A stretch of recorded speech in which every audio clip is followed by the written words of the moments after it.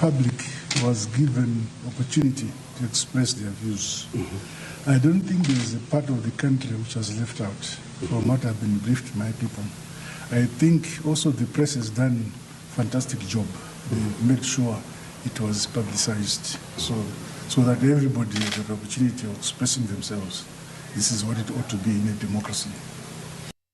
Ya zvakaoma mhuri yeZimbabwe. Tiri kuona president Emmerson Mnangagwa vanga vachibvunzwa neSABC vachibvunzwa kunze zveCable 3 izvi zvakamira sei, ivo vachitaura vachiti hatisi kuda kudzokorodza zvakaitwa napresident Robert Mugabe zvekuti munhu anotonga 37 years, but tiri kuona kuti iyo temu yavo yanga iri kuexpire muna 2028 kana ndisingakanganise muna August emhuri yeZimbabwe. So vari kutaura kuti kudini kana vari kutaura ivo kuti hatisi kuda kuti zvakaitwa napresident Robert Mugabe zvinge zvichidzokorodzoka. Ivo vari kuda kuextenda temu from 2028 pari kuexpire temu yavo kusvika 2030. Mhuri yeZimbabwe hazvina kumira zvakanaka. So tongoti kana uri musasa pano usina kusubscribe, tira kuti mudze makomrade wetinawo pano uzokungotiudza zvaunenge uchifunga mucomment section kuti zvinenge zvakamira sei. Mashoko ari kubva kuna president Emmerson Mnangagwa ndofunga kake chipiri vachikomenda nhau Constitutional Amendment Bill number 3 kubva kudhara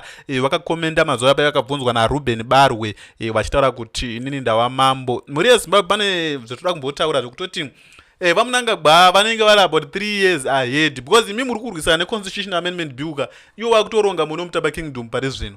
Constitutional Amendment Bill watopedzana ndosaka muri kuona mamwe maMPs zvakafanana maMPs aya kunzi kwanzi wanofanira kuvhotera president Emmerson Mnangagwa kuti vanga vachiextenda temu yavo, newo maMPs acho vari kutoextendawo temu yavo.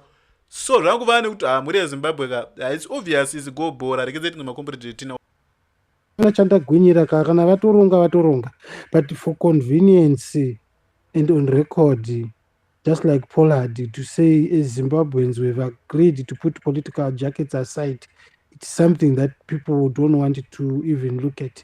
That's what they did. Kutira kuti vaya vanoyananisa toonekwa isusu kunonzi maprocesses ese akaitwa pachena takatarisa pakaonekwa kunzi pane gona kuva nenid yereferendum yataiona kunge haitombo need iripo, asi takazongoitawo hedu kuti haiwa tingozadzisa shungu dzevanhu ndobva taisawo process platform yekuti haiwa tichinzwawo kuti vanhu vanofungei. Maresults pakangobuda 2000 ndo vakangotipikisa. Pamwe ndakarashika ndati ndivhurei maziso, what are they going to use it for, that result? Ndangoita hangu exaggerate kuti yakaitwa referendum, but what I'm saying, the gross effect is a check on the ground, on the electorate, to say what is it that people want. The only difference is the process is not called referendum, inongonzi consultation, but the gross effect is the indicator yekuti vanhu vari kuda here kana kuti havasi kuda. Not kuti zvandataura ndizvo, but mandinzwa here analysis yangu. Yeah, no, we hear you. I think so far vanhu vakawanda havana doubt kuti ZANU-PF inoshandisa chigandanga. You know, I think most of the people know and they understand that the only problem there kuti chigandanga chacho so far achisati chatombozo meter quite a resistant force kuchiramba. You know, over the years, Chango Shandishwa Chitororo on the people of Zimbabwe, and it's happening. But the madness in all these things, I would ayopachena, and it was because one gonna kungomuka vachitoti vachite declaration yekutongoti tato indo samtemo indo atopo, but vanoda ku zvipresenta in a way yekunge ruzhinji ndorwa participate asiwo hawo vachiita chigandanga. Shumbela mamuchitaura kuti mukuru uyu is not so appealing. The worst thing chatiri kusangana nacho in our generation or with this current sitting parliament ndechekuti almost everyone in that parliament is not appealing. Today tikanzi tiri kuvhotera vanhu vese varipo kutangira kuna number 1 tichipinda muparliament macho, those people are not going to retain those positions. Vese zvavo varimo muya as it stands right now, be it those who are being deemed to be the opposition, tese tinoziva kuti how did they end up in parliament. Chi chakaitika, we all know and we all understand their road to parliament. Maricos akaitika, you know, vamwe vakazodzoka nechekuseri, you know, and all those things, you see. So chimagina now kuti the reason why we have now these people sitting now seeking term extension, seeking to benefit from that. Don't you see kuti there's a consensus there? Saka for us to think now kuti chinhu ichi chinomiswa muparliament, that's madness. Anditwaona, because everyone are in power, they know kuti this thing has to sell through for their benefit. You know, it's more like we're saying two extra more years of oxygen to these people. But what does oxygen mean to some of these? It translates to billions, to millions. Anditwaona, because tikaida kuita macalculations eupfumi chaiwo necorruption yakaitika pa more than 37 years dzava Mugabe neyaitika pa few years dzava Mnangagwa, skero inogona kutiutira kwava Mnangagwa uko. In as much there is sanitization yekuti he is doing much and vari kushanda ED works and pointing at 1, 2, 3 projects and all that, you see. Nyika haifanira kunge ichitodaro, hatifanira kunge tichiomberera kugadzirwa kwemaroad, you know, kana kuti kuiswa kwebhini kana kuti some things. Tofanira kunge titori panguva yekutochema kuti we are lagging far behind, you know. We are like tiri stone age, still to catch up, you know, with the modernization ya tiri kuona and experiencing in other countries, far worse in our neighboring countries. Vamwe vacho vatotogona kunongedzera kuti once upon a time vanga vari vana, they were supposed to be the ones catching up, right? And then lastly, there is this thing now chatinofunga kuti isusu maZimbabweans takangwara, where we are asked to choose between right and wrong, but pa right and wrong pacho you are not allowed iwewe to choose and say but this is wrong.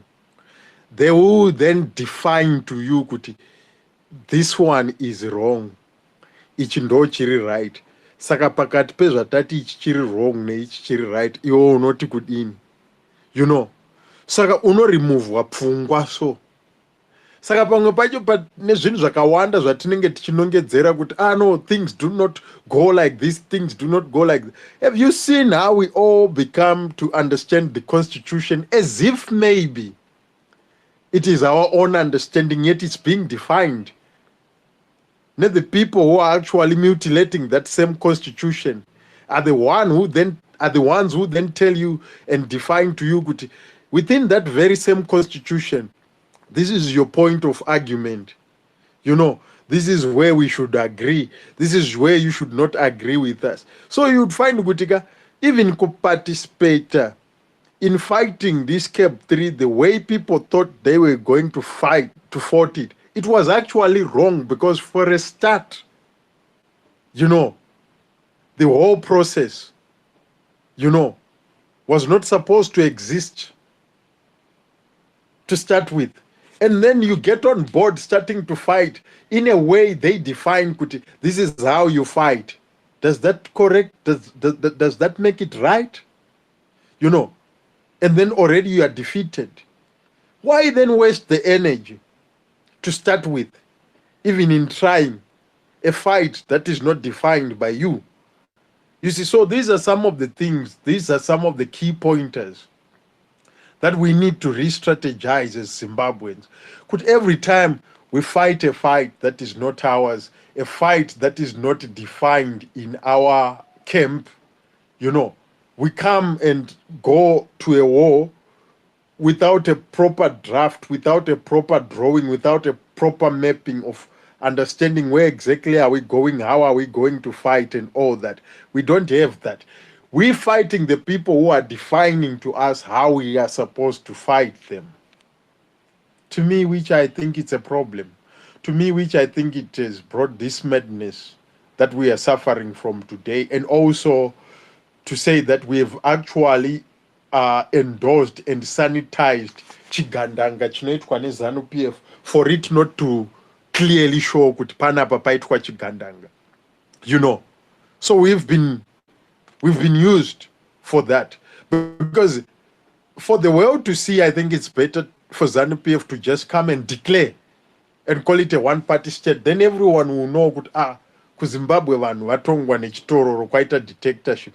But unlike kukanzi kwaitwa a democratic process, this thing of changing the constitution yatoenda kuma consultation, the citizens have been consulted, paitika participation, all the citizens, they are all saying yes, they are in agreement with the CAB 3 and all that. It has been endorsed, it has been presented before the parliament. Now the president is to just do all those things to sanitize chigandanga chatinoitirwa.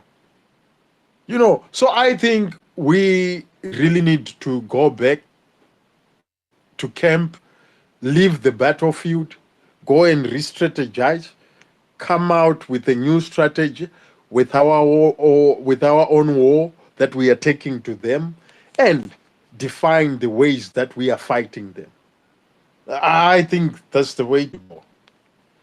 Sorry, Ndarebesa, but yeah, many thanks. Komakatsande, you can come through.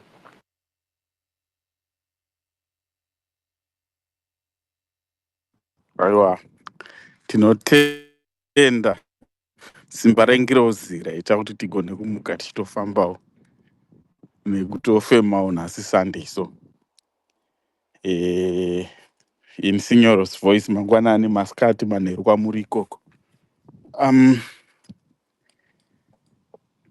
I think muri kutaura zvine musoro mukuru wangu, mukuru wemazuva. Kana muchitaura mazuva akakura kudai, so tinokufananidzai nasei wikine wari kunzi mukuru wemazuva, because vanenge vachiita zvihombe pavari ikoko. Saka nemi muri pamuri panapa muri kuitawo zvinhu zvakakura chaizvo. Tinokutendai paBlack Night. Tsoro I don't know kuti change inochemerwa nevanhu muZimbabwe, how is it going to be achieved when vanhu vachona vari kuichemera are struggling to organize themselves? Ipapo I struggle to understand it. Tine situation yekuti ZANU-PF iri so organized kuma party structures ayo, even all the way up kunosvika ku-executive legislature. Vamwe vanobva vati indori neruoko rwainarwo futi muchijudiciary.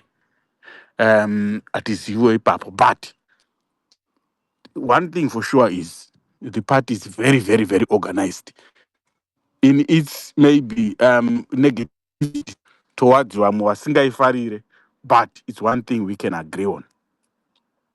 Opposition ava vari kuda change, how organized are they? And if they are they to a point yekuti they can realize the change that they are seeking? You need to thought out, no, havasi zvachose.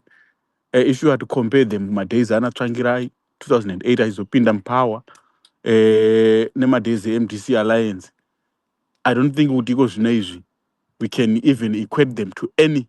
If we are to try to compare them, toona kwaisakana pa 2% chaipo. It's just a random percentage. Don't criticize me on it. My point exactly is the opposition is very, very, very polarized. It is at its weakest point right now, to a point where it's actually supporting Mazanu PF initiatives. And that is a fact. We saw Chabangu, Precab Farm. We saw Mkadziye, Minister, MP Kukuadzana uye, akazopuwa mota na Chivayo. We saw MP mu parliament this week. Achitomuva from MPs, Triple C. That tells you a lot about the people who are currently representing you as opposition. Warkuwana mari parliament yekunzi ma opposition mu parliament, they are not really opposing. They are collaborating with this that you are criticizing today. So what is the solution? I think when Triple C a leader, Angari ex-leader actually, Chamisa, said inda kuva pa dance floor, he left a very, very, very big vacuum. Vacuum yekuti haina munhu ati occupier, but we have got so many leaders in their own rights who are seeking to occupy those spaces. Tinana Biti, vanga vari ku-UK nezuro uno. Tinana Madhuku vari kurepresentawo anonzi mao veterans against Cab 3. Tinana Scala. Tine vamwe vakawanda. But then the question that is being asked today is, these people, are they worth your vote? Are they worth your support? Kana kuti, what, they are just opportunists.